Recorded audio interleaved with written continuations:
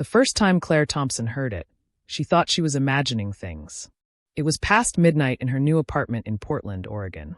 The city outside was quiet, rain tapping softly against the windows, the hum of traffic distant and muffled. She had moved in only 2 weeks earlier, desperate to leave behind the noise of her old life in Los Angeles. The apartment was small but cozy, a third-floor walk-up with creaky wooden floors and a view of the street lamp below. Affordable, clean, and in a decent neighborhood, it had seemed like the perfect fresh start. Until the night she heard the footsteps. She had been lying in bed, scrolling through her phone, when the sound reached her. Soft, deliberate, measured. Not on the floor above or below, she could tell. These footsteps were inside her apartment. Claire sat up, heart hammering, straining her ears. The steps came again, closer this time, as though someone were pacing just outside her bedroom door. She grabbed the nearest object, a lamp from her nightstand, and tiptoed across the room. With one swift motion, she yanked the door open. The hallway was empty. Her breath came fast, uneven. She walked through the apartment, checking every corner, every closet, even under the bed. Nothing. She was alone. By the time she crawled back into bed, exhaustion pulled her into uneasy sleep. But even then, her dreams were filled with the echo of soft, patient footsteps. The next morning, she dismissed it as stress. Moving, new surroundings, adjusting to a new job at the bookstore. It all weighed on her. But the following night, it happened again. The same steps. Slow. Deliberate. As though someone was circling her room. Her phone buzzed on the nightstand. A new message from an unknown number lit the screen. Don't follow the steps. Claire's chest tightened. She typed back instantly. Who is this? No reply. She barely slept at all. Over the next week, the pattern continued. Every night, around midnight, the steps returned. Sometimes faint, sometimes louder, but always there. Sometimes circling her bed, sometimes fading into the kitchen. The text messages came too. Stay in your room. Don't let them know you hear them. Whatever you do, don't open the door at night. Her friends told her it was stress, or her mind playing tricks. Her landlord swore no one had a key. But Claire couldn't shake the feeling she was being watched. One evening, desperate for answers, she knocked on the door of her neighbor across the hall.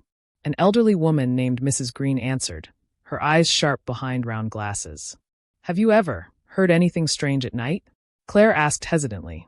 Mrs. Green's face darkened. Strange? You mean the footsteps? Claire froze. You've heard them too?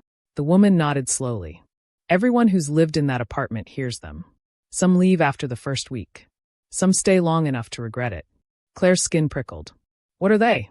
Mrs. Green lowered her voice. Not what? Who? A man disappeared in that apartment 20 years ago. Police never found him. Some say he never left. Claire's mouth went dry. That night, she sat in bed with every light on, clutching her phone. The footsteps came as always, steady and unhurried. But this time, they stopped just outside her door. The silence pressed heavy on her ears. She barely breathed. Her phone buzzed again. Don't open it. Claire stared at the door, her palms slick with sweat. The knob rattled once softly, as though someone were testing it. Then silence. The next morning, she resolved to learn the truth. At the library, she searched through old newspapers. After hours of scrolling, she found it, an article from 2001. Local man missing. Robert Hayes last seen at Willow Apartments. Her building. Her unit. Neighbors reported strange noises in the nights leading up to his disappearance. Police found no signs of forced entry, no evidence of robbery. Robert had simply vanished. Claire copied the article, her pulse hammering. That night, when the footsteps returned, she whispered into the silence. Robert. The steps stopped instantly. Then, soft as breath, came the reply. Yes. Claire clamped her hand over her mouth, eyes wide with terror. Her phone buzzed again. Don't talk to him. He's not who you think. She dropped the phone, trembling. 2 warnings. 2 voices. One pleading, one warning. Who could she trust? Days blurred together. The footsteps grew louder, following her even during the day when she napped on the couch.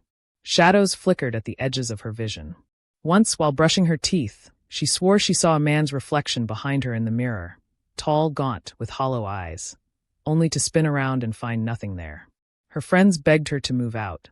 She packed a bag twice, but couldn't bring herself to leave. Something about the footsteps, about Robert's voice, rooted her in place. She needed to know what happened. One stormy night, she sat awake, waiting. The steps came as always.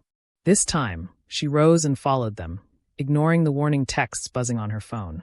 They led her to the kitchen, where the sound stopped before the pantry door. Her hands trembled as she pulled it open. At first, nothing, just shelves of canned food and cereal. But when she tapped the back wall, it sounded hollow. Her heart raced. She dragged the shelves aside and pressed along the wood. A hidden panel gave way, revealing a narrow, dark passage. With a flashlight in hand, she crawled inside. The air was damp, suffocating. Cobwebs brushed her skin. The passage stretched deeper than she expected, winding downward. Finally, it opened into a small chamber beneath the building. And there, against the far wall, lay a bundle of old clothing, rotted and faded. Next to it, a journal. Claire's hands shook as she opened it. The entries were frantic, written in jagged handwriting. Robert Hayes. He had written about the footsteps, about the presence that stalked him, about trying to escape but always being drawn back.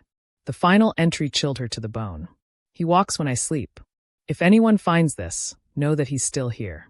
He wears my voice. Don't trust him. A noise behind her made her spin.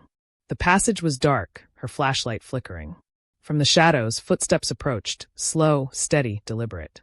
Claire, a voice whispered. Help me. Her throat tightened. It was Robert's voice. But the warning in the journal rang louder in her head. He wears my voice. Don't trust him. Her phone buzzed one last time in her pocket. Run. Claire stumbled back, scrambling through the narrow tunnel, heart pounding as the footsteps quickened behind her. She burst into the kitchen, slamming the pantry shut, chest heaving. Silence. But deep down, she knew it wasn't over. Because even as she stood there, shaking and gasping, she could hear them again, soft, patient, endless. The silent steps in the night.